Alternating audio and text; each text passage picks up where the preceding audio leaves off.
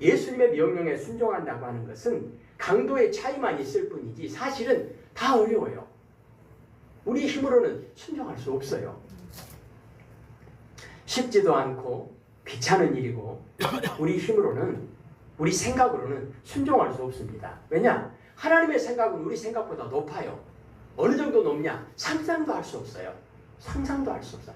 피조물인 우리는 창조주 하나님의 생각을 도무지 알 수가 없습니다. 그래서 하나님의 말씀에 우리가 순종한다고 하는 것은 우리 힘으로는 사실은 불가능합니다. 그리고 하나님의 말씀에 순종하는 것이 어렵고 불가능하고 뭐야? 아무것도 아닌데 왜? 사탄이 우리를 끊임없이 가로막습니다. 순종하지 못하도록.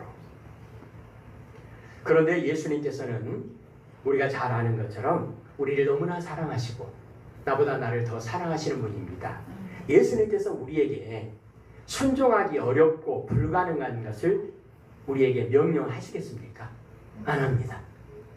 할 수 있기 때문에 우리에게 명령하신다는 거예요. 쓸데없는 거 명령하시겠습니까? 장난으로 한번 해보시겠습니까?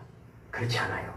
복이 되지 않는 거 우리에게 명령하시겠습니까? 그렇지 않아요. 예수님이 우리에게 하시는 모든 명령, 모든 말씀은 우리에게 다 복이 되고 우리에게 생명과 진리와 구원의 길이 됩니다. 또 예수님은 오늘 우리가 살펴보았던 것처럼 우리에게 명령하실 때 이미 우리가 순종할 수 있을 만큼의 은혜를 이미 주셨다는 거예요. 아멘. 능력을 이미 주시고 말씀하신다는 거예요. 할 수 없는 거 한번 해봐. 그렇게 말씀하신다는 하지 않는다는 거예요. 우리가 할 수 없지만 우리가 할 수 있도록 지혜도 주시고 능력도 주시고 그 일을 우리에게 명령하신다는 겁니다. 그러니까 우리에게 명령하실 때 충분히 우리가 할 수 있기 때문에 명령하신다. 그리고 예수님의 명령에 순종하는 것은 선택사항이 아닙니다. 해도 되고 안 해도 되고가 아닙니다. 이게 무슨 말이냐? 생명과 관계되는 문제입니다. 반드시 순종해야만 합니다. 그 안에 구원과 진리와 생명이 있기 때문에 구원과 직결되기 때문에 반드시 순종해야 된다는 거예요. 그리고 예수님이 우리에게 주시는 명령은 모두 다 우리에게 주시는 사명과 연결되어 있습니다. 이것을 깨닫게 되면 예수님의 명령을 따르기 쉽습니다. 왜요? 지혜가 부족하면 어떻게 하면 되죠? 야고보서 1장 5절에 지혜가 부족하거든 하나님께 구해라. 주겠다 하시잖아요. 이미 주시고 명령하시지만 그래도 부족하면 구해라. 주겠다. 구하면 되잖아요. 구해서 받으면 더 큰 은혜를 받고. 그리고 마태복음 11장 28절부터 30절까지 예수님께서 수고하고 무거운 짐진 자들아 다 내게로 오라. 내가 너희를 쉬게 하겠다. 내가 너희에게 가르쳐 주겠다. 마음의 온유함과 겸손함도 가르쳐 주겠다. 그리고 말씀하시잖아요. 내 짐은 쉽고 내 멍에는 쉽고 내 짐은 가볍다. 할 수 있다. 할 수 있다. 그리고요. 우리가 어떻게 할 수 있습니까? 못합니다. 못합니다. 그래? 네가 하는 게 아니라 네 힘으로 하는 게 아니라 내가 한다. 하나님께서 시작하신 착한 일, 하나님께서 이루시는 것처럼 예수님께서 약속하신 것이 뭐죠? 마태복음 1장 23절 임마누엘이라 하라. 마태복음 28장 20절 세상 끝날까지 너희와 항상 함께 하겠다. 감당할 수 있게 하시고 감당할 수 있는 믿음과 능력만 주시고 한번 해봐. 그렇게 말씀하시지 않고 항상 우리와 함께 하시겠다고 약속하십니다. 예수님은 명령을 우리에게 내리실 때 반드시 순종할 수 있도록 은혜를 베풀어 주실 뿐만 아니라 그 명령을 우리가 지킬 수 있는 그런 가장 확실한 보증을 우리에게 주셨는데 그게 뭐냐? 내가 같이 할게. 내가 함께 하겠다. 내가 함께 하겠다. 우리가 그 은혜만 깨달으면 얼마든지 예수님을 믿고 예수님의 명령을 따를 수 있다는 것입니다. 이스라엘 백성들에게 애굽에서 출애굽을 명령하실 때 너희들이 한번 가봐 그러셨습니까? 아니에요. 항상 그 앞에서 그들을 인도해 주셨습니다. 아멘. 앞에서 인도하시고 뒤에서 막아주시고 홍해를 건널 때도 광야길 걸어갈 때도 구름기둥과 불기둥으로 그들과 함께 하셨습니다. 여호수아가 이제 가나안 땅에 들어갈 때 한번 해봐 그러셨습니까? 아닙니다. 강하고 담대해라. 강하고 담대해라. 어떻게 해요? 나 못해요. 나는 힘이 없는데요. 내가 너와 함께 하겠다. 그렇습니다. 이것이 바로 우리에게 명령하실 때 반드시 하나님께서 그 명령에 순종할 수 있고 그 명령을 통해서 위대한 구원의 역사를 이룰 수 있는 가장 확실한 보장이 되는 것이 뭐냐? 예수 그 이름 임마누엘이라는 것입니다. 그런데 사탄이 이것을 그냥 두겠습니까? 아니에요. 자꾸 의심하게 만듭니다. 두려워하게 만듭니다. 그리고 욕심이라고 하는 것으로 자꾸 우리를 가로막습니다. 예를 들어서 오늘 말씀에도 보면 베드로에게 예수님께서 세 가지 명령을 하신다고 할 때 첫 번째 명령을 하실 때 귀찮은 일이에요. 귀찮아, 하기 싫어. 귀찮아. 나 그냥 편하게 쉬고 싶어. 편하게 쉬고 싶은 그 욕심을 사탄은 자극해가지고 싫어 귀찮아. 그 욕심을 이겨내야 한다는 것입니다. 시험과 유혹을 이겨내야 한다는 것입니다. 그리고 두 번째 예수님께서 깊은 데로 그물을 내려라 그랬을 때 진짜 고기 잡히겠어? 말도 안 돼. 의심하는 그 의심의 마음을 불어넣어서 예수님의 명령에 순종하지 못하게 만들 수 있다는 것입니다. 그럼 어떻게 해야 되겠어요? 이 의심도 물리쳐야 되겠죠.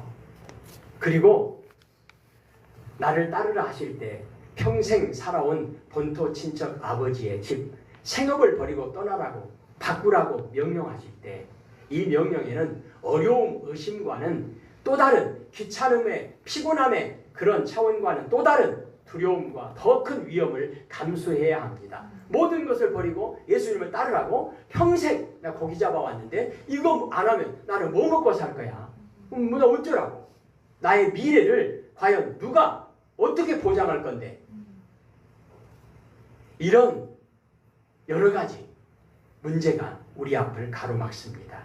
그럴 때도 오직 예수님만 바라보고 그 두려움을 이겨내야 한다는 것입니다. 생명까지 다 바쳐서 우리를 위하여 모든 것을 주신 하나님께서 너희에게 먹을 것, 입을 것, 마실 것 주시지 않겠느냐? 참새 한 마리도 먹이시는, 입히시는 하나님께서 들에 있는 저 꽃도 입히시는 하나님께서 너희를 먹이시고 입히시지 않겠느냐? 너희의 미래의 가장 확실한 보장과 가장 확실한 소망이 무엇이냐?